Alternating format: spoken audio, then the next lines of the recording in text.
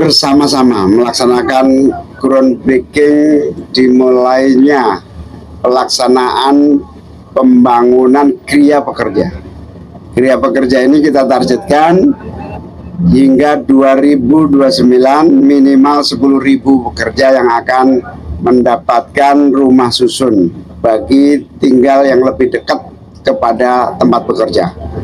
Oleh karena itu, langkah ini sebagai bagian upaya kita mendorong tingkat produktivitas, menumbuhkan layanan hunian yang sehat dan nyaman, yang juga kita dorong agar infrastruktur terus tersedia buat para pekerja untuk mengurangi jumlah pengeluaran, meningkatkan jumlah pendapatan, sehingga produktivitas pekerja untuk Indonesia lebih baik lagi.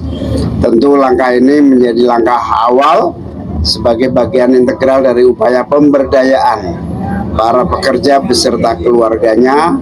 Mohon dukungan semua pihak agar pelaksanaan upaya pemberdayaan pekerja Indonesia ini betul-betul berjalan dengan lancar.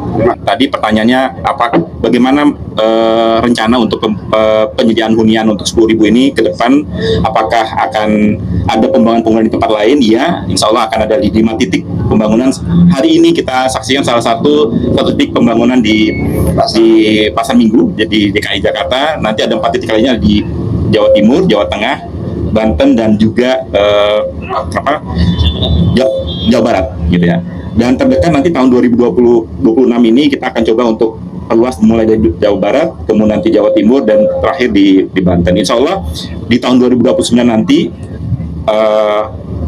rumah-rumah pekerja ini atau disebut dengan Kriya Pekerja ini akan menyediakan hunian bagi minimal 10.000 pekerja.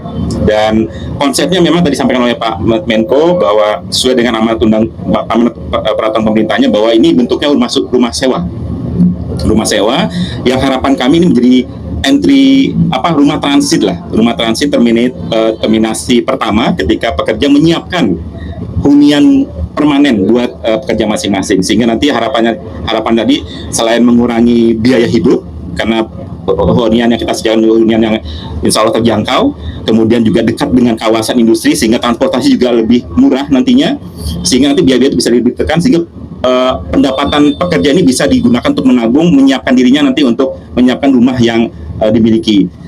Selain itu juga program-program lainnya seperti program manfaat lain tambahan perumahan juga siap untuk membantu untuk nantinya mereka punya rumah, gitu ya.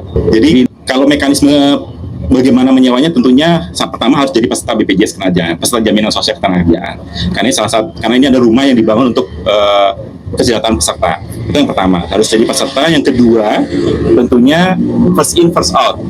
Akan daftar, siapa dulu yang daftar itu yang akan diterima. Tentunya ada kriterianya. Salah satu kriteria adalah apakah pekerja tersebut bekerja di perusahaan-perusahaan yang tertib administrasi dalam jaminan sosialnya atau tidak.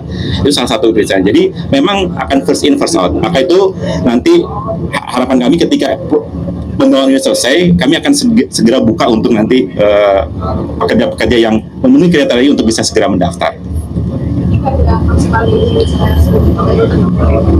Maksimal gaji pasti nanti akan kita utamakan, jadi prioritas selain first in first out adalah prioritas. Jadi karena ini tujuannya untuk rumah transit, untuk mempersiapkan mereka bisa menabung, maka untuk yang tentunya untuk penghasilan tertentu gitu ya, dari situ tentunya mereka harapan kami tidak menggunakan ini, karena ini ditujukan untuk kelompok-kelompok yang memang membutuhkan untuk mereka mempersiapkan diri setelah 3 tahun nanti menabung bisa punya rumah sendiri. Harapan kami juga membantu mendukung upaya-upaya pemerintah dalam konteks mengurangi backlog perumahan di masyarakat. Jadi ini langkah-langkah upaya yang kami lakukan dalam konteks mendukung langkah-langkah atau program pemerintah.